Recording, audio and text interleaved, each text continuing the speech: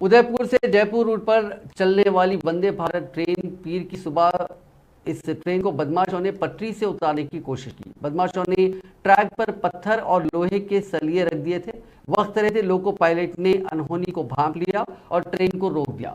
मामला भीलवाड़ा से करीब 40 किलोमीटर पहले सोनियाना वो गंगा रेलवे स्टेशन के बीच का है। जानकारी के मुताबिक वंदे भारत ट्रेन उदयपुर से सुबह 7:50 पर रवाना होकर चित्तौड़गढ़ पहुंची।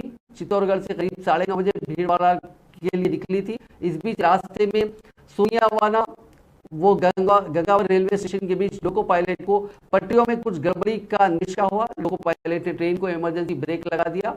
ट्रेन से उतरकर देखा तो करीब 50 फीट की पटरी पर टुकड़ों में पत्थर और सलिए रखे हुए थे। लोको पायलट ने इसकी इत्तला ओहदेदारों को दी। इसके बाद मौके पर पुलिस के साथ ही रेलवे के तमाम ओहदेदार पहुंच गए।